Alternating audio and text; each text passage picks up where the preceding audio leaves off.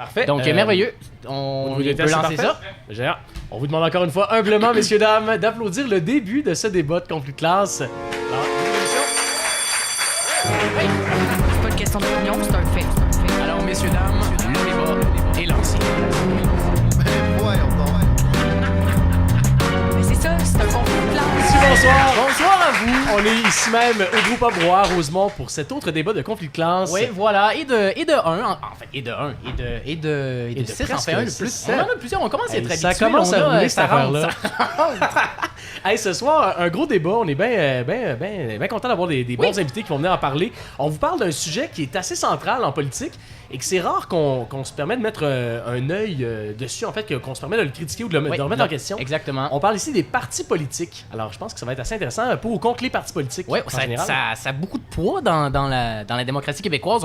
Je veux dire, c'est tellement un élément fondamental, mais c'est rare qu'on les remet en question. Oui. Alors, bon, ça va être le but là, aujourd'hui de voir qu'est-ce qu'on peut en faire, comment on peut les changer, comment on peut s'en passer. Est-ce qu'ils sont nécessaires ou du moins s'ils le sont, comment est-ce qu'on peut les modifier pour les rendre plus efficaces? Voilà. Je le disais justement, c'est un élément qui est très présent dans notre démocratie. Je vais peut-être rapidement revenir à certaines définitions, question qu'on parte du même pied, là, tout le monde. Selon le lexique de sciences politiques de Boudreau et Perron, je vous donne la définition de parti politique. On parlerait d'un appareil créé dans le but de prendre le pouvoir politique et de le conserver.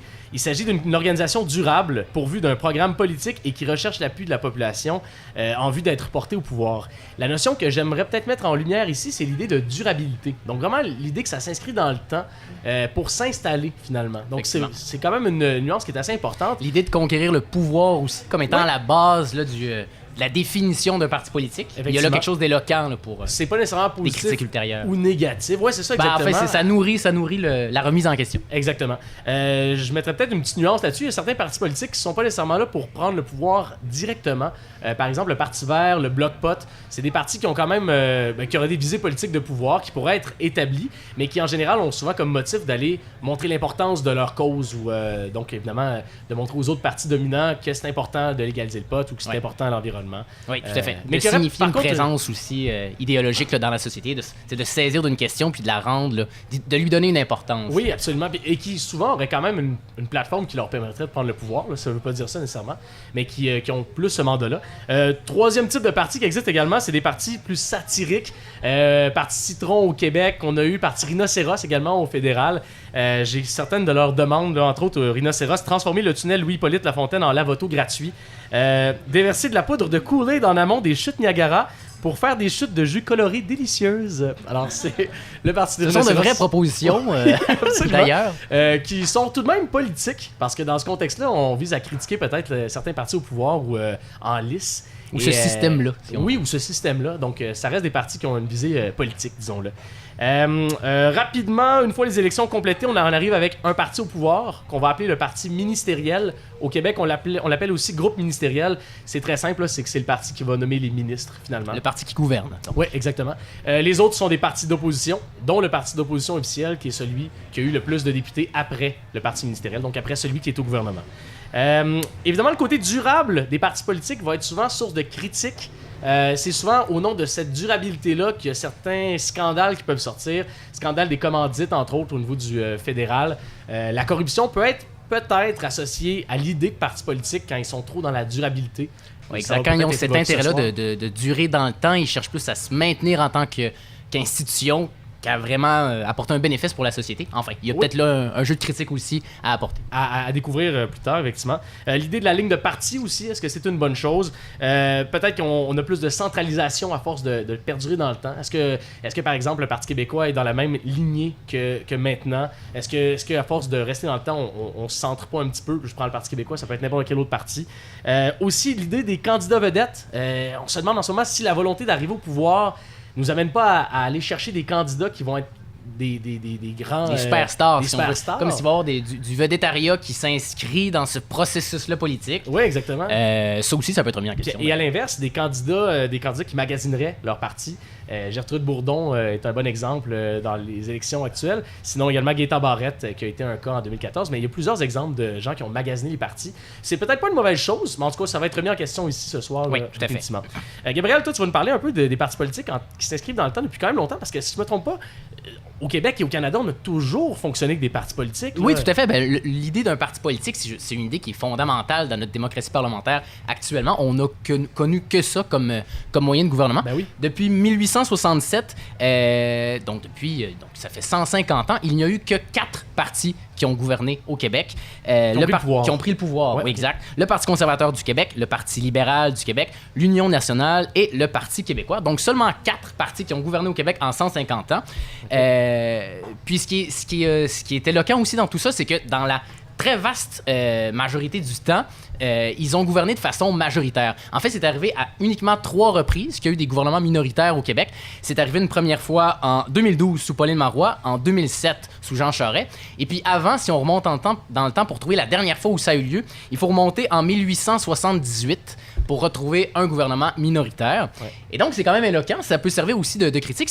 Non seulement c'est largement les seuls mêmes partis qui gouvernent, mais en plus, ils le font de façon majoritaire. Il faut dire qu'à l'époque, c'était en bipartisme aussi, donc souvent, c'était 2 partis qui s'affrontaient essentiellement. C'est pour ça aussi qu'on a des partis majoritaires la plupart du temps, parce que l'idée de 3 ou 4 partis en course, c'est quand même quelque chose qui est assez récent, finalement. Voilà. Ouais. Donc, dans ce contexte-là, c'est intéressant de remettre en question ce genre de processus-là de pouvoir. C'est un peu même vertigineux parce qu'on a connu que ça. Ouais. Par contre, il y a plusieurs auteurs qui s'y sont tentés. Entre autres, Jacques Lazure, qui est auteur et anciennement professeur de sociologie à l'UQAM, qui a écrit en 2006 un essai qui s'intitule « Abolir les partis politiques », dans lequel il tentait justement de présenter une autre manière ou une alternative à ce système-là de partis politiques.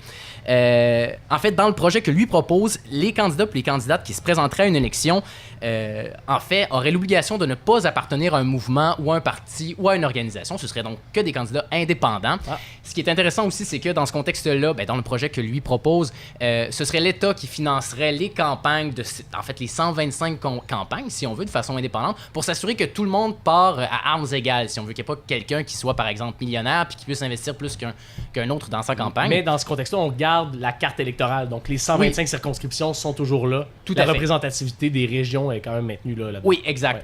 Et donc, ça ferait un Parlement qui serait composé de 125 candidats et candidates indépendants et indépendantes. Plus récemment, en 2011, le mouvement des 100 partis, qui a également émergé au Québec, qui propose en fait un projet assez similaire, en fait, qui à son avis pourrait être le fait d'évacuer des partis politiques pourrait représenter une solution à la corruption actuelle, pourrait représenter une manière d'améliorer significativement la démocratie au Québec. Et puis finalement, je terminerai avec une dernière critique d'un conseiller municipal, Julien Lachance, à Sherbrooke, qui a demandé en 2016 au ministre des Affaires municipales, Martin Coiteux, d'interdire tout simplement les partis politiques au municipal parce qu'à son avis, ce serait un peu inconséquent au municipal parce qu'on pourrait en fait, dans ce contexte-là, avoir un maire qui fasse partie d'un parti X et des conseillers qui ne fassent pas partie du même. Dans cette situation-là, ce serait un peu difficile de gérer le gouvernement. Ce serait inconséquent, à son avis. Au niveau provincial et fédéral, il juge que ces partis-là sont encore légitimes, mais qu'au niveau municipal, ce serait bénéfique là, qu'on n'ait plus à fonctionner avec des partis politiques. Donc, définitivement, une question qui se pose pour ou contre les partis politiques. On sent un bouillonnement là, de frustration des fois dans la population contre la corruption, ces idées-là qui prennent beaucoup de place dans notre politique, ou du moins qu'on sent qu'ils prennent beaucoup de place. Alors, ça va être intéressant de voir les 2 intervenants ce soir. Rapidement, avant de les accueillir, encore une fois, quelques commentaires qu'on a dit au sujet des partis politiques. Jacques Lazure, que tu as nommé tout à l'heure, auteur de l'essai « Abolir les partis politiques » en mai 2006, vu l'écœurement général des Québécois envers les politiciens, surtout après le scandale des commandites, j'ai pensé qu'il était temps de mettre l'idée sur table. Simone Veil, dans son essai, note sur la suppression des partis politiques en 1957. Les partis sont des organismes publiquement, officiellement constitués de manière à tuer dans les âmes le sens de la vérité et de la justice. Les critiques donc qui remontent à loin, c'est pas une idée neuve. Oui, c'est loin en dedans de lui aussi. Julien Lachance, conseiller municipal à Sherbrooke en mars 2016. Je n'ai pas l'impression que les partis politiques servent bien la population à l'échelle municipale. Et finalement, Roméo Bouchard, auteur et militant environnementaliste québécois en 2014. Notre système politique repose sur des partis qui se battent entre eux pour le pouvoir.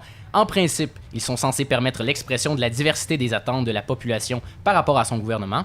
Dans les faits, ce sont des machines de guerre dont l'objectif premier est de permettre à un groupe de s'emparer du pouvoir. Donc, beaucoup de gens qui en ont donné plusieurs commentaires. On sent que ça bouillonne, comme on le disait. Et je pense que c'est l'occasion d'accueillir nos intervenants de ce soir. Je vous demanderai de donner une bonne main d'applaudissement à M. Thomas Laberge et Jonathan Durand-Folco.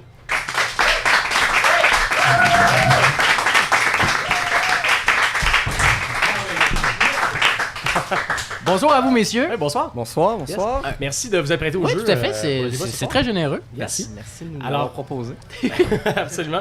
Je vais commencer avec toi, Jonathan. En fait, tu vas prendre la position contre ce soir. Mais en fait, tu as quand même plusieurs réserves face à cette position-là. Donc, c'est sûr que le parti politique, ça reste un débat qui est quand même assez large. Donc, Ouais. tu vas jouer le jeu de cette position-là, mais dans la vraie vie, tu as certaines réserves par rapport à l'utilité quand même des partis politiques. Ouais. Ben, en fait, moi, j'ai été engagé aussi dans un parti politique. Je vois un peu c'est quoi le fonctionnement de l'intérieur. Je crois qu'il y a un rôle à jouer, mais je suis de plus en plus critique aussi. OK. Et je pense qu'à l'heure où on essaie de voir comment est-ce qu'on est capable de changer les choses, il faut qu'on questionne leur rôle. Est-ce qu'on pourrait envisager d'autres formes d'action? Je vais essayer de proposer des voies alternatives aussi. OK, parfait. Rapidement, ta bio, donc t'as un doctorat en philosophie politique. Tu as fait beaucoup de recherches sur l'initiative citoyenne. Est-ce que tu as des conclusions auxquelles t'en es venu ou... En fait, je m'intéresse à toute forme d'innovation citoyenne, sociale, en milieu urbain, rural, au niveau de la démocratie, qu'on peut trouver aussi au niveau des institutions. Et des conclusions, je ne sais pas, mais il y a beaucoup de choses qui se passent à l'heure actuelle. Donc, il faut être capable de documenter, d'en discuter, de voir qu'est-ce qui fonctionne, qu'est-ce qui ne fonctionne pas. Mais il y a beaucoup de choses qui nous forcent, en fait, en quelque sorte, à espérer, même si l'allure générale du monde va pas très bien. Il y a quand même beaucoup de choses qui sont faites, qui sont en train d'être expérimentées, puis ça donne beaucoup, en fait, Ouais, de de sources l'espoir. d'espoir. Ouais, c'est ça. Tu es présentement professeur à l'Université Saint-Paul à Ottawa. Est-ce que c'est tout récent? Tu y enseignes la philosophie, la politique aussi? En fait, je suis professeur depuis 2 ans et demi environ là-bas. C'est un nouveau département qu'on est en train de créer sur les innovations sociales. Donc, ça touche à la fois l'économie sociale, l'entrepreneuriat collectif, des initiatives de décroissance, des façons autrement de gérer les entreprises, que ce soit des innovations à plus large échelle de transformation de la société. Donc, on enseigne à des étudiants différentes habiletés en termes de démarrage de projets, d'initiatives, mais aussi comprendre la société pour mieux être capable de la changer. OK. Ah, c'est très cool. Dernièrement, en fait, tu as publié aussi un livre, À nous la ville. C'est un traité de municipalisme. Veux-tu nous en parler un petit peu de quoi ça traite exactement? Oui, brièvement, en fait, c'est comment on est capable de changer les choses par la reprise en main, en fait, la réappropriation des institutions au niveau des municipalités. Donc, que ce soit les grandes villes, en milieu urbain ou dans les villages aussi. Donc, aujourd'hui, je suis allé, en fait, dans la ville de Prévost, dans la région des Laurentides, où là, il y a un nouveau maire, il y a des conseillers municipaux qui sont arrivés, qui sont en train, en fait, d'expérimenter des choses avec le tirage au sort, essayer d'avoir un virage plus vert pour la ville. Puis, d'après moi, pour réinventer la politique, ça peut fonctionner à partir d'une reprise en main du pouvoir par les citoyens et les citoyennes dans les communautés directement. Puis, je crois qu'on peut expérimenter beaucoup de choses là que, à d'autres échelles, c'est un peu plus difficile à l'heure actuelle. Et quand tu parles de tirage au sort, c'est sur des projets qui ont été déposés, dans le fond? Sur des comités consultatifs, mais on pourrait même envisager, par exemple, la création d'une deuxième chambre tir au sort. Donc, ça serait pas juste les élus, mais on pourrait envisager, comme on voit, par exemple, il y a 2 chambres souvent avec des sénateurs qui sont nommés à vie. On pourrait envisager que ça serait des gens tir au sort, ça serait pas juste des élus. Ah, Oui, très intéressant. On découvrira ça un peu plus tard. Je vais passer avec Thomas. Merci encore de t'être prêté au jeu. Tu vas être du Merci. côté du pour ce soir. Et oui, je vais défendre les partis politiques. J'aurai cette lourde tâche. Mais, Ouais, une mais belle écoute, tâche. je pense que, comme on l'a dit, on ne sera pas nécessairement totalement opposés. Je pense Ouais. que défendre les partis politiques ne veut pas dire non plus qu'on ne veut pas s'y proposer des réformes. Donc, mais bon, je pense qu'on va en parler plus amplement durant la discussion. Absolument. Tu as donc un bac et une maîtrise en sciences politiques. En quoi exactement tu as fait ta recherche pour ta maîtrise? J'ai travaillé sur le conservatisme québécois, donc Ok. pas en lien directement avec le sujet de ce soir, mais quand même, je me suis intéressé à des partis plus conservateurs. Et, OK. Est-ce qu'on a des conclusions sur les partis conservateurs en général? Ou est-ce que- Est-ce que t'en as tiré quelque chose? mais je ne veux pas aller dans les gros détails, mais en fait, j'ai travaillé sur, disons, 2 types de droite, les libertariens et les conservateurs. Et c'était un peu de voir la relation qui existait entre les deux. Donc, Ok. souvent, les libertariens vont se dire à droite uniquement au niveau économique, alors que les conservateurs vont se dire peut-être à droite au niveau économique, mais également social ou de manière morale. Donc, les libertariens souvent essaient de se distancer un peu des idées conservatrices en disant, par exemple, nous, on ne s'opposera pas au mariage homosexuel, par exemple. Mais beaucoup de libertariens n'ont pas le choix, finalement, de faire des alliances avec des partis plus conservateurs pour essayer d'avoir une voix ou de se faire entendre. Le cas de Maxime Bernier est assez intéressant. En fait, on a vu que lui, finalement, son parti conservateur lui laissait pas assez de place. Donc, il a décidé de fonder son parti, puis il espère peut-être pouvoir faire avancer plus ses idées libertariennes de ce côté-là. Ah, génial. Tu couvres actuellement, en fait, tu t'es dirigé vers le journalisme par la suite, tu as fait un certificat. Tu couvres actuellement la campagne avec le journal Quartier-Hochelaga, la campagne électorale actuelle. Est-ce que tu as peut-être des conclusions à donner de la campagne actuelle? Quelles sont tes impressions générales? Qu'est-ce que t'en penses? C'est sûr que c'est peut-être une question large. Ouais, à demander c'est à assez quelqu'un, large, en un effet. journaliste.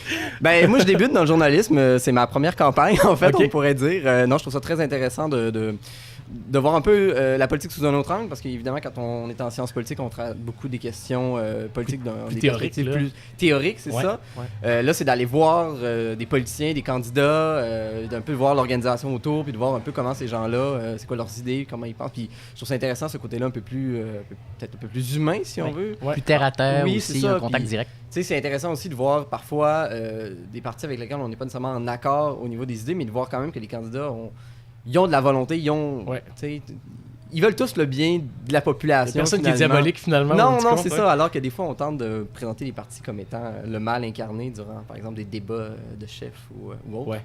Donc, génial. Merveilleux. Ben merci à vous deux de vous être présentés à ça. Gabriel, c'est toi qui vas donc modérer le débat. Tout à fait. Donc, la structure est assez simple. Là, ça va commencer avec 3 minutes chacun de présentation de vos points. Thomas Laberge, donc tu commenceras. Jean-Antoine Durand-Foulcault, tu poursuivras. Suite à ça, on va se lancer dans 20 minutes de débat environ, puis vous aurez encore une fois 1 minute de conclusion sur les... Bon, vous commencerez de façon opposée. Donc, tu commenceras, Jonathan, tu poursuivras. Voilà, donc on se lancerait tout de suite dans le débat si ça vous convient. Parfait. Donc, Thomas, tu peux déjà te lancer. Je peux me lancer. Donc, pourquoi ne pas abolir les partis politiques? Mais c'est ça, je n'aurais pas une défense, je ne serais pas un fervent, je pense, défenseur des partis politiques, mais je me suis quand même questionné à savoir... comment on pourrait organiser finalement notre système politique si on n'avait pas des partis. Je me suis questionné, est-ce que ça serait plus efficace? Est-ce qu'on réglerait finalement les problèmes qui ont été soulevés? Vous en avez parlé un peu précédemment. On est très cynique de ce qui se passe actuellement en politique. Puis je pense qu'on met beaucoup la faute sur les partis, mais je me suis questionné à savoir si les problèmes généralement qui étaient soulevés étaient vraiment liés aux partis eux-mêmes ou n'étaient pas davantage liés à la manière dont on faisait de la politique, un peu à l'ambiance dont on fait de la politique actuellement. Je donne un exemple rapidement, mais on critique beaucoup actuellement les partis durant la campagne de proposer, de parler de projets de société finalement, d'être très, de proposer des politiques très, très pointues. Par exemple, les lunchs à l'école, une deuxième carte d'assurance maladie, ce genre de choses-là. Mais là, après ça, je me demandais, mais est-ce que si on abolissait les partis, est-ce que ça serait plus ce genre de politique-là? Est-ce que tout d'un coup, les gens viendraient avec des grands projets de société? Surtout que si on reprenait l'exemple que vous avez donné de 125 circonscriptions avec simplement des indépendants, je me disais, mais est-ce que les personnes qui sont élues vont vraiment penser en termes de bien commun ou vont simplement essayer de défendre un peu les intérêts de leur circonscription sans avoir une perspective peut-être un peu plus large, un peu plus globale sur la société, ce que le parti permet peut-être de faire, pas toujours peut-être de la meilleure des manières, mais donc un point comme celui-là, je vais pas m'avancer sur tous les aspects, on va en discuter plus longuement, mais donc c'est ça, je me questionnerais à savoir si vraiment c'est si on a mis le doigt sur le vrai mal finalement, est-ce que ce sont vraiment les partis politiques qui provoquent par exemple le cynisme qu'on a actuellement en politique? Jonathan? Oui, je dirais à titre de complément, je suis d'accord avec l'idée que les partis politiques en tant qu'organisation ne sont pas la cause de tous les maux qu'on peut identifier à l'heure actuelle. Donc, il y a des causes plus profondes qui reposent peut-être sur le cadre ou le système institutionnel du gouvernement représentatif qui suppose la séparation du pouvoir entre les gouvernants et les gouvernés. Mais à l'intérieur de ce système-là, ça fait en sorte que pour être capable de gouverner, de prendre le pouvoir, d'exercer le pouvoir et de le conserver, on est en quelque sorte obligé de passer par ces types d'organisations-là pour faire entendre notre voix puis pour être capable d'avoir une influence sur les décisions qui touchent la gestion des affaires publiques, que ce soit au niveau municipal ou au niveau de la nation aussi. Et je crois qu'il faut être capable d'identifier en fait quelles sont les fonctions que les partis jouent dans notre système. Moi, j'en ai identifié 3, peut-être qu'il y en a plus aussi. La première, c'est de présenter des candidatures aux élections. Donc, pour ce faire, en fait, c'est possible aussi de se présenter comme indépendant, mais comme un parti politique, c'est une machine de guerre électorale, donc j'aime bien cette expression-là, c'est capable de donner beaucoup de ressources pour être capable de prendre le pouvoir, pour faire différents appels téléphoniques, du porte-à-porte, du pointage, pour être capable vraiment d'avoir différentes ressources pour être capable de se faire entendre, d'être visible dans l'espace public, puis de prendre le pouvoir par la suite. Avec cet aspect-là, c'est intéressant d'un côté parce que des gens qui n'ont pas beaucoup de pouvoir, de visibilité, à travers cette organisation-là, des fois, comme on peut penser à certains partis politiques, il y a des gens qui sont inconnus dans la sphère publique, que les gens ne connaissent pas dans les grands médias, mais que parce qu'ils passent par ça, ils peuvent avoir une forme de visibilité. Donc sur ça, c'est intéressant. Mais en tant que contrepartie, ce qui est plate avec les partis politiques, c'est que ça devient en quelque sorte des véhicules incontournables. Ici, les gens n'ont pas envie de passer par les partis politiques.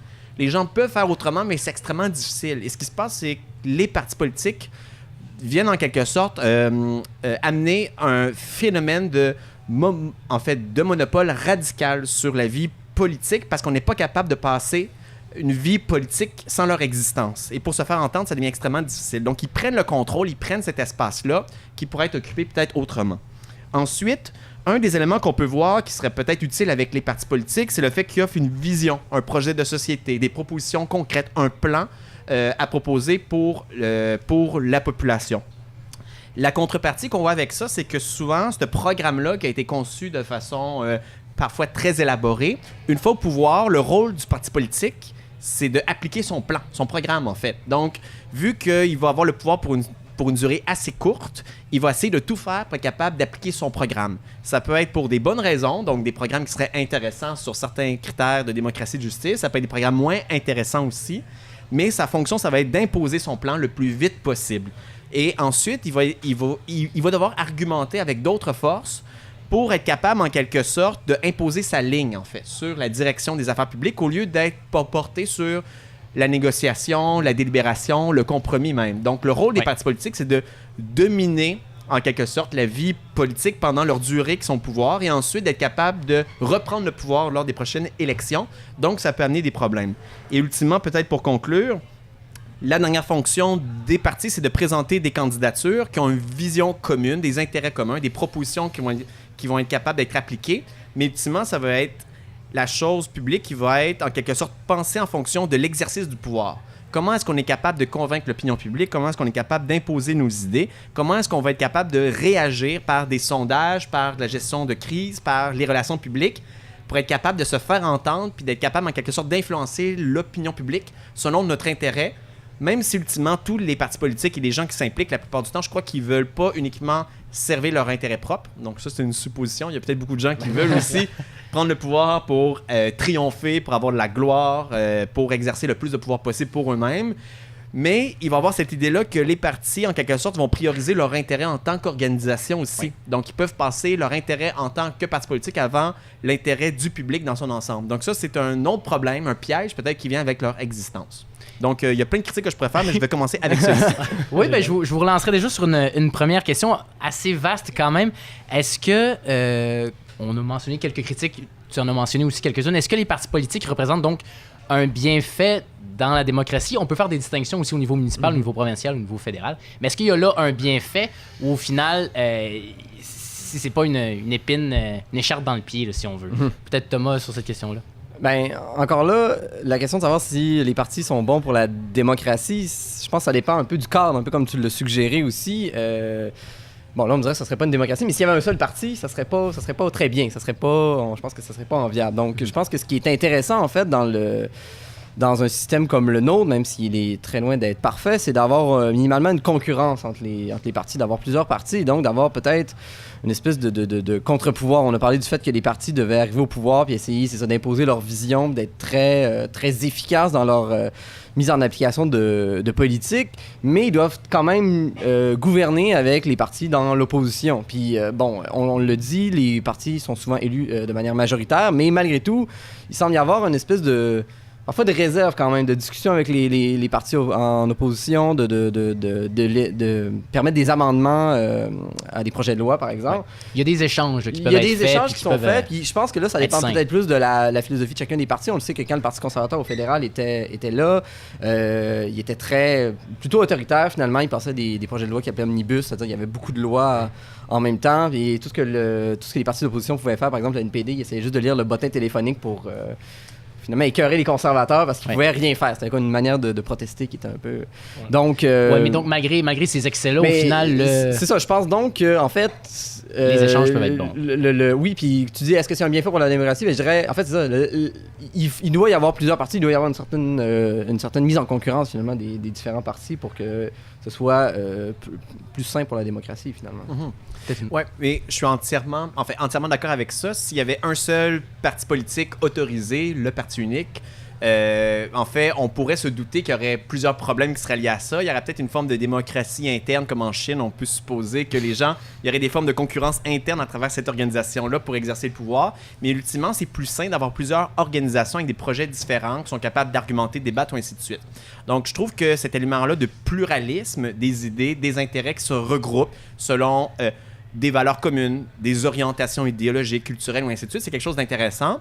Mais la contrepartie, encore une fois, c'est que ça amène la conception de la chose politique comme étant une lutte concurrentielle pour le pouvoir. Et une des définitions de la démocratie que j'aime pas vraiment, mais qui, d'après moi, reflète bien la dynamique du gouvernement représentatif, c'est la définition de Schumpeter qui définit la démocratie comme étant la lutte concurrentielle pour le pouvoir où les entrepreneurs cherchent à exercer, en quelque sorte, de conquérir l'appareil d'État par les votes du peuple. Donc, on voit une certaine série d'entrepreneurs politiques qui sont des professionnels de l'organisation politique qui essaient en quelque sorte d'organiser leur intérêt et essayer de conquérir le pouvoir d'État par une compétition. Et ça instaure en quelque sorte la même dynamique compétitive qu'on trouve dans l'économie de marché capitaliste, mais dans la sphère politique aussi, ça la teinte. Alors que, par exemple, la démocratie chez les anciens, dans la démocratie athénienne, même s'il y avait plusieurs difficultés, le fait que, par exemple, que les hommes étaient les seuls autorisés avec des citoyens à prendre la voix dans cet espace-là, la chose intéressante, c'était pas un système basé sur la compétition électorale, les partis politiques, la prise de pouvoir, mais sur la capacité à exprimer nos idées dans une assemblée et cette idée d'une participation citoyenne directe aux affaires publiques. Donc, moi, c'est une des conceptions de la démocratie que j'aime bien. Et Hannah Arendt, en fait, dans un de ses livres aussi, donc je cite beaucoup d'auteurs, mais que je trouve intéressant, elle fait d'un côté une distinction entre le système des partis politiques dont leur organisation, leur fonctionnement est basé sur la représentation. Leur but, c'est de représenter les intérêts du peuple. C'est capable de représenter des projets de société, mais c'est pas des organisations basées sur une action politique directe par les individus, par les gens, qui coagissent ensemble, qui agissent en commun dans la sphère public pour être capable de faire entendre leur voix, d'écouter ce que les autres ont à dire et de co-créer cet espace-là ensemble. Les partis politiques sont là pour représenter leurs intérêts. Ils vont chercher à représenter les autres au lieu de laisser le pouvoir au peuple directement. Et d'un point de vue pratique, parce qu'effectivement, je vous entends, dans le fond, au bout du compte, on semble... La bête pourrait être domptée, mais en fait, la bête peut-elle être domptée, tu sais? Parce qu'on assiste quand même à plusieurs partis qui essaient des partis ramasse-tout, qui essaient d'avoir le plus d'électeurs possible pour arriver au pouvoir. Est-ce que c'est le parti politique qui crée cette relation-là, ou c'est la démocratie actuelle qui crée ça? Au bout du compte, on revient un peu à pour ou contre les partis politiques là, dans ce concept-là, mais est-ce que les partis politiques sont le centre, en fait, qui crée là, cette espèce de gestion clientéliste-là? Là? C'est sûr que... est-ce que les partis créent ça? Je pense que c'est davantage le système dans lequel les partis s'inscrivent, mais tu l'as dit, c'est une lutte concurrentielle pour le pouvoir, il n'y a pas de doute là-dessus. En même temps... j'ai de la misère à concevoir un système politique où il n'y a pas de lutte pour le pouvoir, finalement. Même si on a des représentants indépendants élus, ces gens-là vont quand même faire une lutte, ils vont quand même essayer de vendre leurs idées, ils vont quand même essayer de dire moi je suis meilleur qu'un tel, ils vont quand même avoir peut-être des déséquilibres, si une personne s'exprime mieux, si une personne a plus d'argent, si une personne... Bon, donc il y a encore cet enjeu-là. Même dans la démocratie athénienne, on peut penser que des groupes pouvaient peut-être se regrouper ensemble pour pousser un projet, je sais pas, donc... moi, à mon avis, je pense pas qu'il faut y voir nécessairement le fait que la politique soit une lutte pour le pouvoir comme étant un problème. Je pense qu'il faut chercher à s'assurer finalement que cette lutte-là est peut-être la plus saine possible, la plus équilibrée possible aussi. Et sans doute qu'on pourra en parler davantage, mais tu sais, la question du scrutin proportionnel qui a été signé par les trois principaux partis, en fait tous les partis sauf le Parti libéral. Donc, c'est ça, ils se sont entendus finalement pour dire que si l'un d'entre eux était élu, il allait avoir une réforme du mode de scrutin. Et une des choses qu'on sait, c'est que lorsque le scrutin est proportionnel, c'est très difficile d'avoir un gouvernement majoritaire parce qu'il faudrait avoir 50% des voix. Donc, dans ce contexte-là, il y aurait encore une lutte pour le pouvoir, mais les partis seraient encore plus en concurrence. Et lorsqu'ils arriveraient au pouvoir, il n'y aurait généralement pas le choix de travailler avec les autres partis, peut-être même de faire des gouvernements de coalition. Donc, on peut penser que ça peut-être amenuiserait un peu finalement l'espèce de monopole d'un parti qui prend des décisions pendant 4 ans. Mais en fait, peut-être pour rebondir sur ça, moi personnellement, dans le cadre actuel, avec plusieurs gros politiques, différentes grosses organisations politiques qui alternent au pouvoir, qui finissent par se ressembler sur différents aspects, je crois d'avoir une plus grande diversité de perspectives, d'organisations qui ont accès et qu'une fois au pouvoir, soient obligés en quelque sorte de négocier entre eux en fonction du bien commun. C'est quelque chose d'intéressant. Souvent, par exemple, ce que je trouve avec l'idée que la réforme de la démocratie représentative passe avant tout par la réforme du mode de scrutin, ça devient une nouvelle forme de mantra, c'est important, mais souvent, je trouve que c'est un niveau de réforme assez superficiel parce que pour transformer la démocratie, certes, ça serait bien qu'il y ait plus de diversité de partis politiques ou ainsi de suite. Ça serait mieux que le système actuel qui est beaucoup moins démocratique. Mais ultimement, ça doit passer par la démocratie directe, des assemblées, plus de référendums, non seulement pour la question de l'indépendance du Québec, par exemple, mais pour des questions très sectorielles sur différents enjeux, comme on peut le trouver en Suisse, entre autres. S'il y a des problèmes avec des référendums, on pourrait passer à des formes de tirage au sort aussi qui pourraient être instaurées, qui sont basées en fait sur l'idée que la politique, c'est le pouvoir de n'importe qui, en fait. Il n'y a pas de titre à gouverner. Il n'y a pas parce que quelqu'un a plus de compétences, a plus de visibilité médiatique, est un universitaire ou non. Tout le monde, en fait, en tant que citoyen, citoyenne, devrait avoir la capacité à exercer son jugement, à discuter avec les autres et à mettre une opinion qui est légitime d'être entendue. Et avec ça, d'après moi, il y a plein de réformes qui ne vont pas dans le sens de améliorer la concurrence, la diversité, la représentativité des partis politiques, mais essayer d'instaurer des formes de participation citoyenne directe par des technologies numériques, par différentes innovations institutionnelles qui permettraient en quelque sorte de faire en sorte que les partis politiques occuperaient un rôle moins central qu'ils le font à l'heure actuelle. Alors que si on ferait juste la réforme du mode de scrutin, disons, les partis politiques, le système des partis se complexifierait. Ça serait peut-être plus intéressant, mais on resterait dans un système dominé par les partis politiques, encore une fois, et même encore plus aussi, peut-être. Et donc, ta solution serait le référendum d'initiative populaire ou des mesures de démocratie directe où la population s'inscrit directement dans le pouvoir. Ça serait une réforme possible. Il y aurait plusieurs voies possibles, mais ça serait une des suggestions à explorer aussi pour améliorer la démocratie. Sur cette question-là, d'ailleurs, est-ce que effectivement les partis politiques peuvent favoriser une participation citoyenne? C'est-à-dire que peut-être, mais qu'il faudrait que ce soit renchéri. Est-ce qu'effectivement un parti politique pourrait permettre justement une participation citoyenne plus importante? Ben, encore là, je pense qu'effectivement, ça dépend du parti. On a souvent l'image du Parti libéral comme étant un parti, disons, plus centralisateur, plus... le chef prend des décisions. On l'a vu un peu avec ce qui s'est passé avec... le député dont j'ai plus le nom, qui était finalement un député d'arrière-ban, mais qui s'est fait tasser de sa circonscription, puis on a mis un joueur de hockey à sa place. Je veux dire, même la circonscription était fâchée parce que finalement, on pourrait dire la souveraineté populaire de la circonscription a été usurpée par le chef. Donc, j'ai, disons, l'image de Québec solidaire, qui est un parti peut-être plus proche de ses membres, plus proche de sa base et qui essaie d'être le plus démocratique possible. Et sans doute qu'un parti comme ça, c'est plus intéressant pour des membres de s'y impliquer, sauf qu'en même temps aussi, je crois que les partis... je pense pas qu'on pourrait imposer aux partis des règles en particulier. Je pense que c'est aux partis de décider eux-mêmes de la manière dont ils souhaitent s'organiser entre eux et comment ils décident de faire élire leur candidat ou quel pouvoir ils veulent donner à leur chef, par exemple, ce genre de choses-là. Donc... Je vois mal des références sur dire OK, bon, un parti, vous devez avoir de telle manière. Tu sais, c'est Québec solidaire qui a décidé d'avoir 2 co-porte-parole et non pas un chef comme les autres partis. Mais donc, un parti politique pourrait permettre quand même une participation citoyenne. Elle le permet déjà. Valable.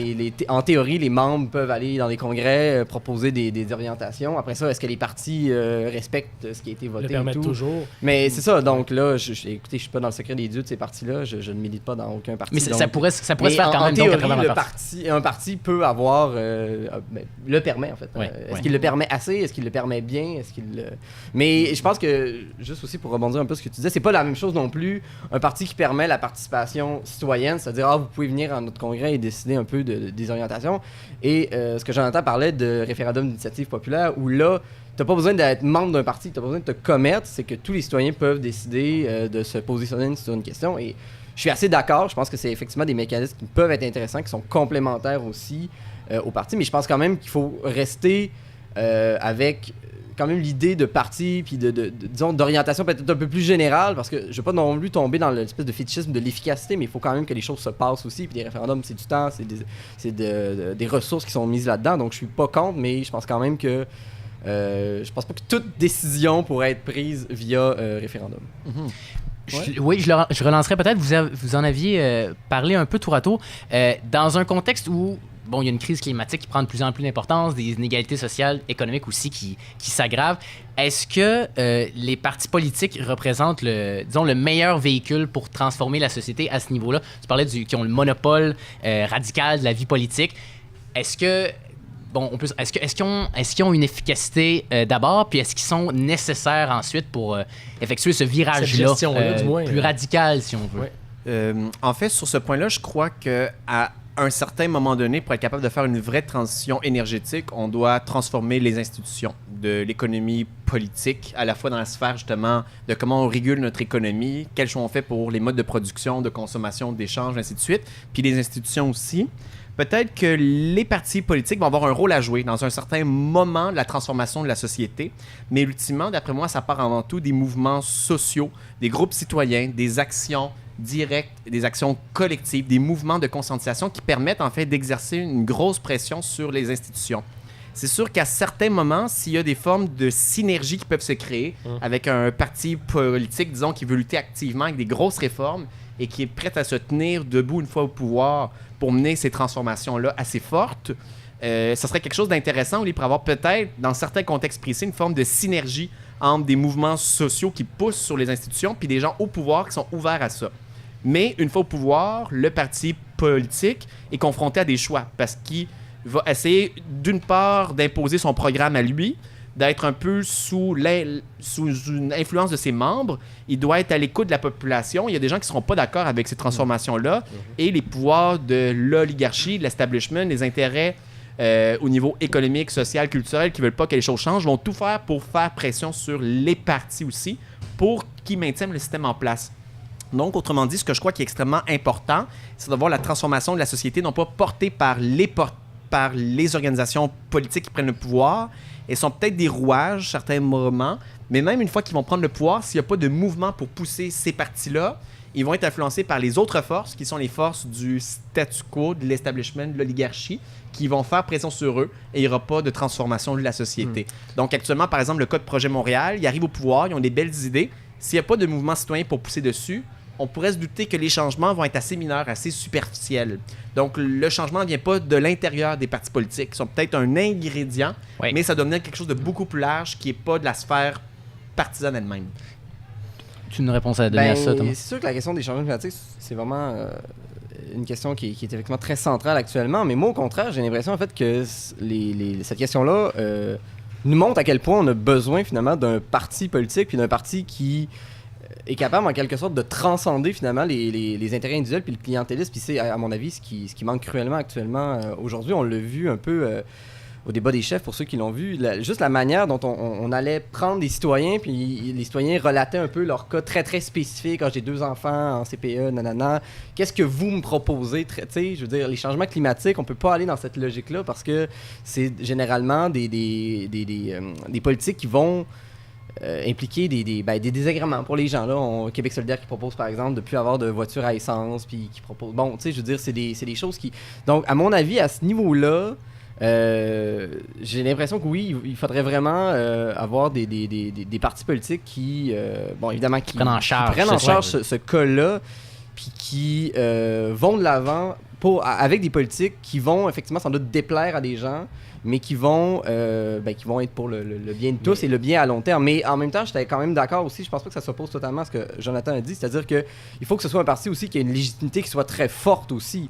Par exemple, des groupes écologistes qui peuvent les appuyer ou ce genre de choses-là. T'sais. Mais c'est sûr qu'actuellement, quand on voit comment les partis font de la politique actuellement, qui sont très, très clientélistes, très ciblés, j'ai de la misère à voir comment on peut apporter des changements importants à ce niveau-là. Le problème que j'ai en fait, c'est avec cette idée-là, c'est que le fait qu'un parti propose des idées qui déplaisent aux gens, je me questionne en fait, est-ce qu'à ce moment-là, un parti, là, on parle de parti qui serait courageux, qui serait capable de prendre le pouvoir, est-ce que ce parti-là va pas se centrer de plus en plus pour prendre le pouvoir? En fait, est-ce que l'idée des partis fait pas en sorte pour arriver au pouvoir et faire ces idées-là plus courageuses, il y a besoin justement de les tasser, ces idées courageuses-là, finalement, tu sais? Je sais pas si c'est bien expliqué. Là, finalement, est-ce que c'est l'idée des partis qui crée ça, finalement? Mais en fait, le rôle de ces groupes-là, ces organisations, si elles sont sérieuses et conséquentes avec leur fonction dans la société, dans le système, c'est de prendre le pouvoir. Pour prendre le pouvoir, ils n'ont pas le choix de créer des formes de majorité sociale, électorale, politique, différentes alliances. Ça peut être par des propositions qui relient des intérêts de classes différentes, par des groupes culturels différents. Et ils vont être en quelque sorte obligés de passer par des formes de compromis, négociations, construction de consensus pour être capable d'amener des transformations. Ça peut être Au un plus, ça détriment peut être un parfois point.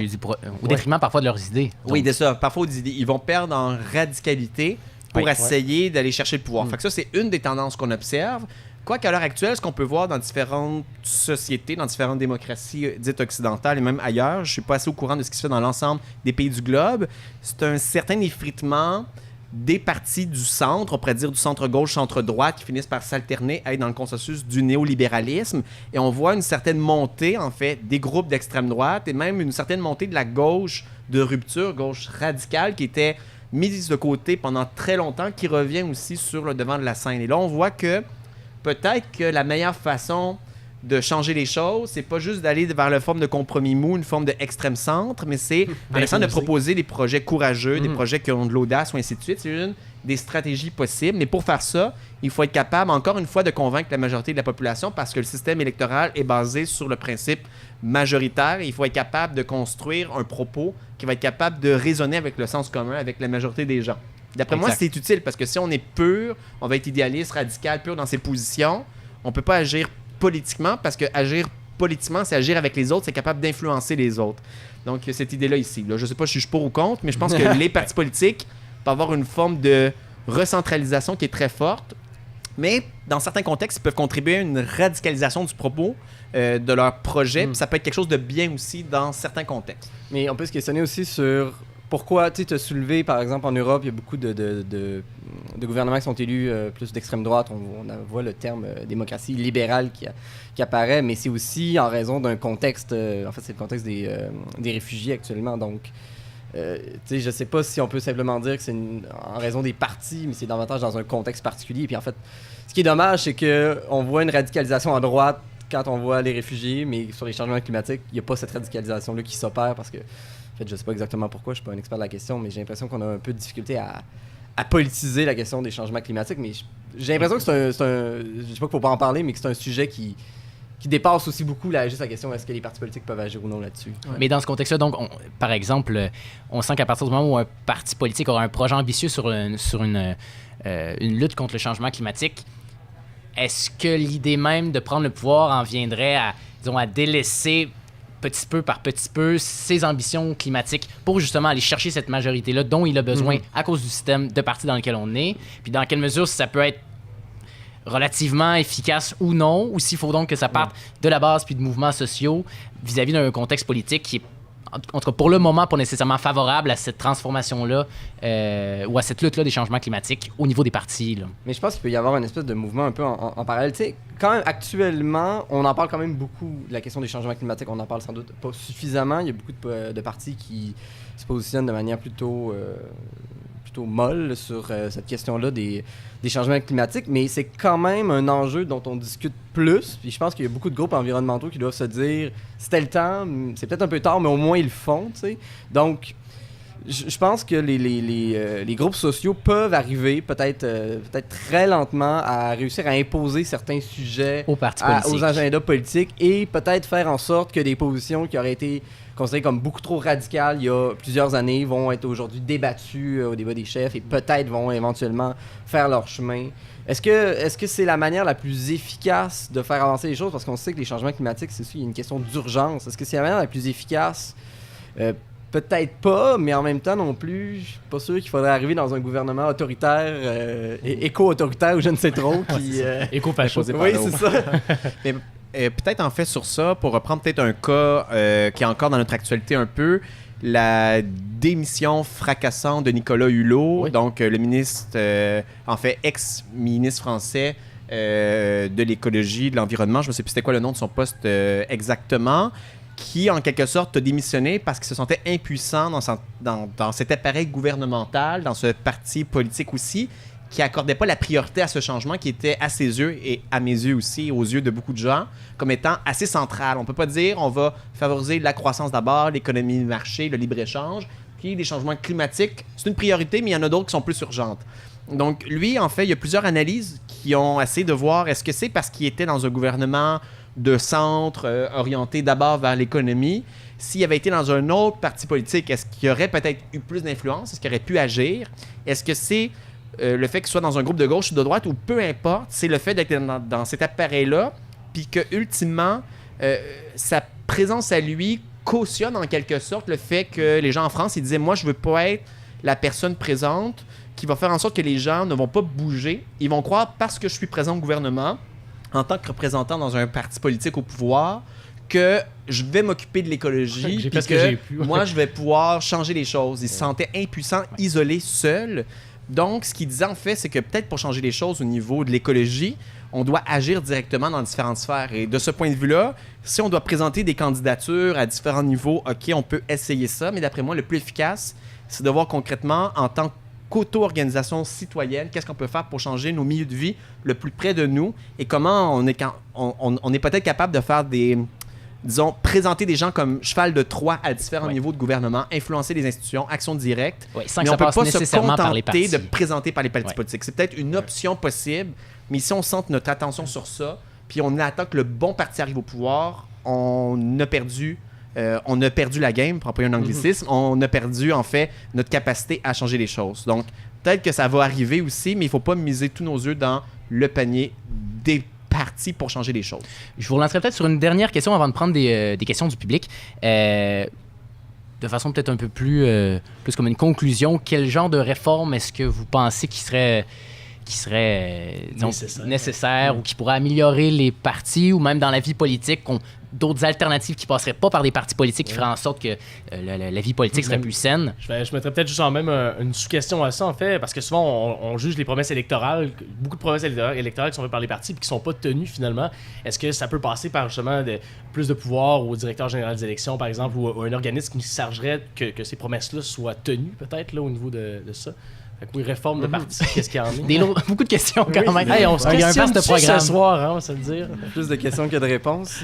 Ouais. Ben écoutez, moi j'en ai parlé un petit peu tantôt, là, puis c'est un sujet qui risque d'être à l'ordre du jour lors du prochain gouvernement, donc la réforme du mode de scrutin. Et bon, évidemment, c'est pas le premier gouvernement, c'est pas la première fois qu'on entend cette promesse-là, en fait, de dire qu'on va réformer le mode de scrutin pour en mettre un proportionnel. Justin Trudeau l'avait promis et il a renié sa promesse récemment. Donc, il n'y a évidemment pas de garantie que ça va arriver. En même temps, si on voudrait que les partis s'auto-abolissent, ça, je pense pas non plus que ça va arriver. Il y a plus de chances qu'ils fassent la réforme du mode de scrutin. Mais c'est ça, je suis pas expert dans tout ce qui est mécanisme. Je sais qu'il y a eu une réforme récemment sur la manière dont on pouvait financer les partis politiques. C'est sûr que je pense que c'est bien en fait qu'il y ait des limitations en fait au niveau des dons. On sait qu'aux États-Unis, c'est finalement des courses à l'argent puis que les partis doivent récolter je sais pas combien de milliers de dollars pour se faire élire. Donc c'est évident que je pense qu'il y a plusieurs manières de faire pour s'assurer finalement que les partis qui se concurrencent entre eux le fassent sur, disons, pour les bonnes raisons et non pas parce qu'ils ont plus d'argent que les autres ou parce qu'ils ont plus de moyens autres et tout. Donc oui, moi je pense que la réforme du mode de scrutin peut-être oui, comme... pour qu'il y ait finalement une plus grande concurrence, mais aussi pour permettre à des plus petits partis, comme par exemple, on pourrait penser que avec cette réforme-là, le Parti vert arriverait peut-être à faire élire quelques députés, puis là, il pourrait en chambre, gosser les autres partis, puis leur dire « Hey, la planète... » Qu'il y aurait un poids réel en dehors de juste les en tout intentions cas, ça serait peut-être pas un poids énorme, on pourrait penser à un ou deux députés, mais quand même, il serait là, il serait des élus, puis peut-être que l'idée ferait son chemin un peu plus rapidement. Bon. Jonathan, là-dessus? En fait, sur ça, je crois que la réforme du mode de scrutin, c'est un bon pas en termes de représentativité, de diversité, les différentes voix, les différentes formes d'organisation dans le système actuel, même si je sens que ça ne va pas changer toutes les choses. Ensuite, l'idée aussi de la parité dans les candidatures, dans les listes électorales. Chose intéressante à l'heure actuelle, ce que j'ai lu dans notre actualité, il y a 47% de femmes qui sont des candidates aux élections de 2018, ce qui est extrêmement intéressant parce qu'en 2014, elles étaient 29,8%. Donc, il y a vraiment un bond qui a été fait lors de ces élections-ci, sans qu'il y ait de contraintes institutionnelles, mais quand même, il y a peut-être un changement de mentalité qui est là. Donc, en termes de représentativité, c'est important que les partis politiques au niveau interne se donnent de règles pour essayer de favoriser ça. Au niveau de la diversité socio-culturelle aussi, au niveau des communautés culturelles et des classes populaires aussi. Donc, c'est quelque chose d'important d'après moi. Et il y a le financement public des partis politiques qui est intéressant. La réforme qui a été amenée par le Parti québécois a des bons côtés. Ça permet de financer davantage des petits partis politiques. L'influence de l'argent, donc en essayant de limiter le montant d'argent que les individus peuvent verser au groupe, ça permet de limiter l'influence peut-être de certaines grandes compagnies, mais en même temps, ça fait une pression pour que les partis politiques, en quelque sorte, soit dans une logique d'accumulation, parce que vu que c'est des petits montants, ils en ont besoin de beaucoup. Ouais. Donc, ça fait pression pour vendre des cartes, vendre des cartes, vendre des cartes, vendre des dons. Donc, ça devient des machines à accumuler des cartes et de l'argent. Donc, c'est peut-être des effets pervers du financement public des partis politiques. Ça aide, ça donne davantage d'argent pour les partis politiques. En même temps, ça leur donne davantage d'argent, ça les finance mieux. Tant mieux, ils ont plus d'argent pour engager des professionnels. Mais plus qu'on engage de professionnels, plus que notre parti est efficace. Peut-être des gens qui sont bons dans les coms, les relations publiques, mais ça professionnalise les partis politiques. Ouais. Donc, ça en fait que les partis politiques, le pouvoir des membres individuels baisse parce que le nombre des professionnels du staff, des employés du parti ont beaucoup plus de pouvoir aussi. Donc, c'est un des effets qu'il faut être capable de prendre en compte, du moins quand on milite activement dans ça, pour se dire peut-être qu'on doit penser les rapports de pouvoir au niveau interne entre les membres à la base dans les associations, puis aussi les employés qui ont un pouvoir aussi dans cette organisation. Donc là, ici, j'ai énuméré des choses dans le système actuel, puis il y aurait peut-être des réformes à mener pour aller au-delà aussi du système actuel. J'aimerais juste rebondir sur un mini détail, mais je pense que c'est quand même intéressant de souligner. Tu as parlé de la parité. On voit qu'il y a presque 50% des candidatures qui sont féminines, mais il y a Noémie Mercier de l'Actualité qui a fait une petite étude, en fait. C'est que malheureusement, oui, il y a beaucoup de femmes qui se présentent, mais quand tu regardes les comtés qu'elles ont, les chances de se faire élire sont plutôt faibles. En fait, en gros, on donne des comtés sûrs aux hommes et des comtés pas sûrs. Exact. Ce sera probablement pas 50-50 dans les Donc, les partis députés. peuvent se dire « Ah, nous, on a présenté 50% de candidatures. Les électeurs ont décidé de ne pas choisir de femmes. » Donc ça, c'est un faux. Puis une fois au pouvoir, les grands ministères vont y donner souvent des hommes aussi. Donc, ça, il ne faut pas se contenter d'une pure parité, juste des chiffres. Il faut aller au-delà aussi pour l'égalité homme-femme et ainsi de suite. Ouais. Donc, référendum d'initiative populaire potentielle, scrutin proportionnel dans les idées pratiques qu'on pourrait avoir, implication citoyenne dans des groupes sociaux qui vont lutter à l'extérieur des gouvernements. On voit un peu les zones là, d'action qui s'offrent à nous, là, finalement, en regard de vos conclusions personnelles. Là. Je prendrais peut-être des questions du public, si jamais il y en a une ou deux ou trois ou certaines. Oui. Tu peux venir t'asseoir, en fait, sur la chaise qui est juste là. On va tourner, ouais. Un petit peu pour le plan cam. Alors, tu te nommes, tu dis pour quelle partie t'es membre. Puis, Moi, je m'appelle Juliette, puis j'ai une question. Dans le fond, c'est pas tout à fait pour ou contre les partis politiques, mais par rapport à la réforme du mode de scrutin, dans le fond, je me demandais parce que on a parlé là, d'idées courageuses, est-ce qu'on attend, puis je me demandais, selon vous, dans le fond, qui avait étudié là-dedans, qui avait de l'expérience avant, est-ce que le mode de scrutin en France, le principe du deuxième tour, selon vous, est-ce que c'est quelque chose qui irait en faveur de la démocratie ou pas? Dans le fond, est-ce que on aurait intérêt peut-être à qu'est-ce qui fait qu'on aurait intérêt peut-être à faire ça ou pas? Oui, je vais répondre à ça rapidement.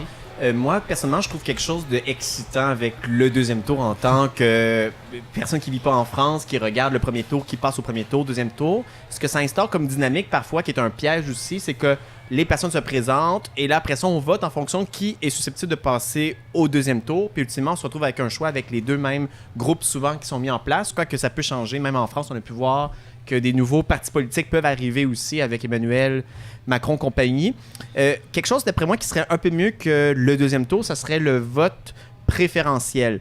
Ce qui fait en sorte qu'au lieu de... On vote une fois pour le parti politique ou la candidature qu'on préfère, on soit capable déjà de voter pour notre choix numéro 1, notre choix numéro 2, notre choix numéro 3, en fonction vraiment de ce qu'on préfère. Et là, par le système de comptabilisation des votes, on est capable de voir qui arrive premier, deuxième, troisième, puis de construire la majorité en un tour.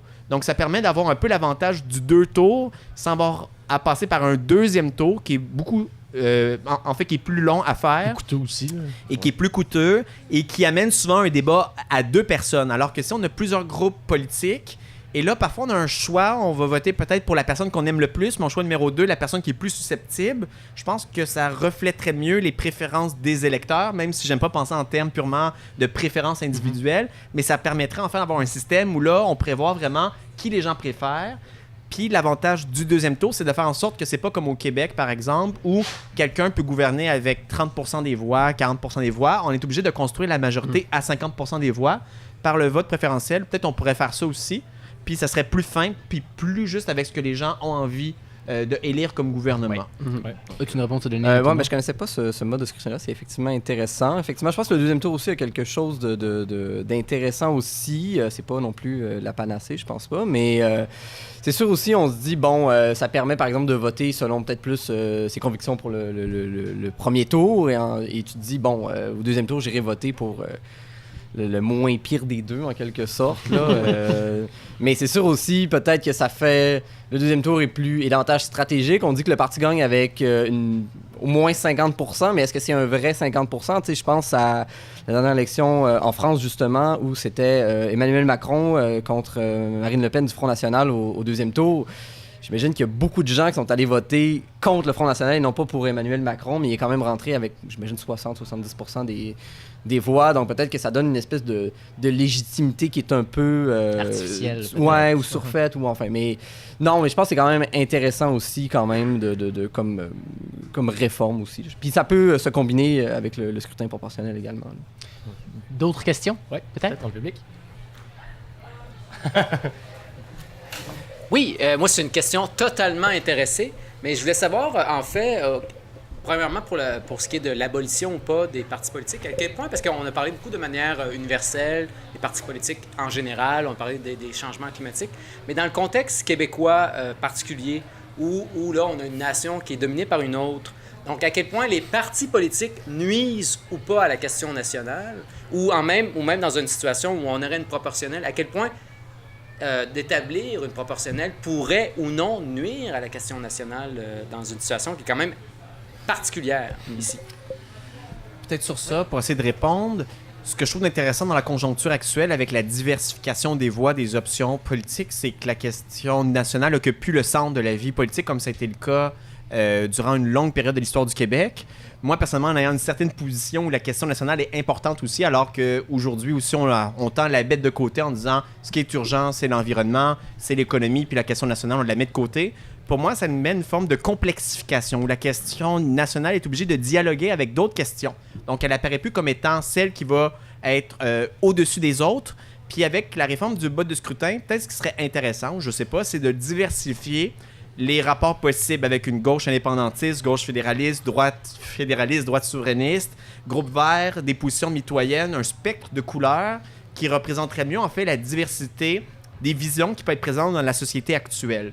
Donc pour moi, c'est peut-être un risque pour les gens qui militent activement pour le fait que la question nationale soit au centre de la vie politique et qu'elle structure le reste parce que c'est une urgence. Donc c'est une position d'après moi qui est légitime, mais dans une perspective de démocratisation, de remise en question des débats, de diversification des points de vue. Le fait qu'elle soit traitée comme une question qui doit être articulée avec d'autres, ça la rend plus intéressante, plus riche. En fait, à mon avis, à moi. Mais bon, c'est ma position peut-être personnelle, on pourrait en débattre un peu plus aussi. Mais tu peux juste me rappeler ta question vite, là? En fait, dans un contexte particulier du Québec, où en plus, dans des partis politiques vont pouvoir être appuyés par des instances fédérales qui sont quand même plus argentées, je veux dire, plus de financement. Bon, on pourrait penser aux libéraux, où il y a quand même une faction fédérale et une faction provinciale. Donc, est-ce que justement, dans cette situation-là, l'existence des partis politiques ne nuise pas à la question nationale? Puis à l'inverse, si on les abolit, est-ce que ça aiderait ou pas la question nationale? Et dans un contexte, finalement, d'une proportionnelle, quel impact ça pourrait avoir aussi sur les gens qui militent pour... Encore là, je pense que ça... Mais tu sais, ça dépend simplement des partis politiques aussi. Je veux dire, tu sais, j'ai par exemple l'impression que, si on prend la question de la souveraineté, que certains souverainistes ne se reconnaissent par exemple pas dans le projet qui est proposé par celui du Parti québécois. Ils vont peut-être se reconnaître davantage dans celui de Québec solidaire. Là, est-ce que ça divise le vote, donc ça nuit? Je sais pas. Mais mettons qu'on accepte cette idée-là, ben peut-être que dans un scrutin proportionnel, finalement, cet argument-là ne tiendrait plus.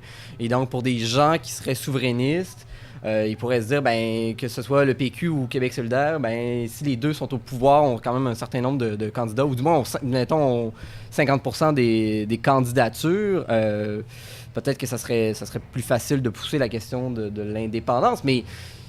J'ai l'impression que c'est pas tant la question de savoir le mode de scrutin, les partis ou quoi que ce soit, ça dépend de de l'importance que cette question-là prend actuellement dans le débat politique, tu sais. Puis la question nationale, actuellement, on le dit, c'est pas... on considère que c'est pas un élément qui est central de la campagne. On sait que Jean-François Lisée a décidé de mettre le référendum pour un deuxième mandat, ce qui a peut-être un peu provoqué ça. Bon, moi, des fois, je me demande si c'est pas un peu les journalistes qui ont décidé que ça allait être relayé au deuxième plan. Là, je m'attaque moi-même, mais... Ouais. Peut-être...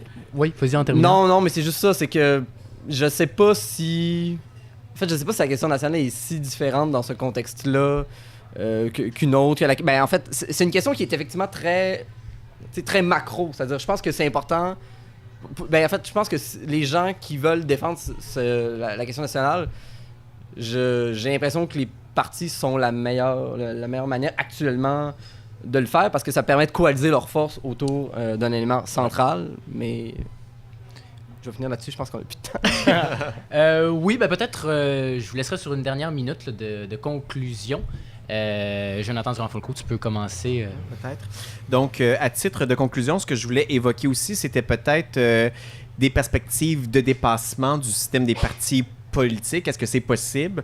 Du point de vue du gouvernement représentatif, un truc qui est hyper inspirant que j'ai essayé de décrire dans mon livre un peu, c'est ce qui se passe du côté espagnol au niveau des municipalités, où là, il y a des plateformes citoyennes qui se sont mis ensemble. Donc, des gens qui étaient membres de partis politiques, qui n'étaient pas membres de partis politiques, des membres de la gauche radicale, des Verts, des gens qui venaient d'associations citoyennes, de mouvements, qui se sont mis ensemble dans des groupes pour essayer de prendre le pouvoir dans les municipalités, mais qui disaient, nous n'allons pas être centrés sur juste une forme de négociation de sièges entre formations politiques existantes. On va construire un projet pour la ville de Barcelone, par exemple, avec un système de primaire ouverte, avec un système où il va y avoir une diversité de perspectives qui vont être incluses dans notre vision pour pas que ça soit rigide du point de vue idéologique, pour essayer de faire en sorte aussi que les gens qui vont se présenter vont être des gens redevables devant le peuple, les citoyens et les citoyennes. Donc, ils vont expérimenter une forme hybride qui est à la fois un nouveau parti politique, mais qui n'en est pas vraiment un. Donc, c'est quelque chose qui pourrait être expérimenté peut-être au Québec aussi, au niveau municipal, mais à une échelle plus large. Et autre chose aussi qui serait intéressant à anticiper peut-être, la perspective des conseils. Donc, dans une longue tradition révolutionnaire, l'idée des conseils ouvriers, par exemple, des conseils qui peuvent naître dans conseils de ville, de quartier, conseils étudiants, conseils dans les milieux de travail, dans les milieux de vie, qui sont une forme d'organisation basée sur l'auto-organisation des gens dans leur organisation, dans leur milieu, qui présentent des gens et qui sont en quelque sorte les bases, en fait, d'une forme de démocratie hyper active, dynamique, qui n'est pas basée sur le fait qu'on va se regrouper idéologiquement dans une seule organisation qui veut prendre le pouvoir et imposer ça par le haut. C'est vraiment l'idée d'une auto-émancipation du peuple par le peuple pour le peuple. Et là, c'est une des choses que j'ai redécouvert à travers différentes enquêtes sur l'histoire de la Révolution russe. Donc, on sait ce qui est arrivé un peu avec la Révolution russe. Le parti de Lénine, le parti social-démocrate communiste a pris le pouvoir, ainsi de suite. Mais ce qui se passait, c'est une forme d'auto-organisation par des groupes dans les usines, dans les lieux de travail. En amont, là. Ouais, et là, il y a plusieurs gens qui disent qu'il y a deux formes d'organisation politique possibles. D'un part, les partis politiques et l'autre, le système des conseils, qui est basé sur un système de confédération, d'auto-organisation par la base. C'est quelque chose peut-être qui va peut-être pas pouvoir voir le jour à l'heure actuelle au Québec. C'est une vision peut-être plus utopique, peut-être. Mais c'est quelque chose à explorer. Comment fonctionnent les conseils? Comment on pourrait instaurer ça pour essayer de dépasser la perspective des partis. Donc, c'est un truc que je voulais amener ici à titre d'ouverture pour aller lire sur l'histoire oubliée des conseils. Merci. Non, mais Jonathan est clairement plus spécialiste que moi sur toutes les alternatives possibles. Mais évidemment, je trouve ça super intéressant de penser un peu hors des partis politiques. Puis je pense effectivement toutes ces initiatives-là peuvent exister avec des partis, puis ça permettrait peut-être aussi davantage de vivre la politique de manière plus quotidienne, parce qu'on sait que, bon, avec les élections aux 4 ans, on sait que lorsque c'est le jour des élections, on nous dit « allez voter », puis après ça, on dirait qu'on ne parle plus jamais de politique. Donc, je pense que c'est quand même effectivement quelque chose qui est intéressant, mais sinon, bon, écoutez, je ne vais pas me répéter, mais c'est ça, je pense qu'il ne faut pas nécessairement toujours mettre la faute sur les partis. Je pense qu'il faut voir comment ces partis-là fonctionnent, dans quel cadre les partis fonctionnent. Puis je pense aussi, des fois, c'est ça, il faut voir peut-être un peu... tu sais, le parti répond d'une certaine manière aux demandes de l'électorat. Fait que des fois, c'est peut-être aussi un peu de la faute de l'électorat si les partis sont... peut-être manquent un peu d'ambition ou... En tout cas. Mais ça sera ça ma conclusion. Parfait. Ben, je vous remercie beaucoup, Thomas Laberge, Jonathan Durand-Folco. Peut-être une bonne main d'applaudissements. Merci. Merci. Très chargé. Vraiment, très bons échanges. Ouais, vraiment. Ouais. Merci beaucoup de vous être prêté au jeu ce Oui, soir. Merci grandement. au public qui est ici avec nous ce soir, fidèle. On Oui. va boire. Merci Rosemont. aux questions d'ailleurs, c'est tout le temps. En fait, ça enrichit ça beaucoup. Oui, exactement. Et pour vous à la maison, évidemment, abonnez-vous sur Twitter, sur Instagram, mais surtout Facebook et YouTube. On a des comptes pour la diffusion de tout ça. Et très prochainement également disponible en version audio, si c'est pas déjà le cas à l'heure qu'il est. Hein, Vous nous quelques écoutez semaines plus peut-être tard. déjà en audio, peut-être? Exactement. Alors sur ça, merci à tous. On se revoit la semaine prochaine pour un autre débat de conflit de classe.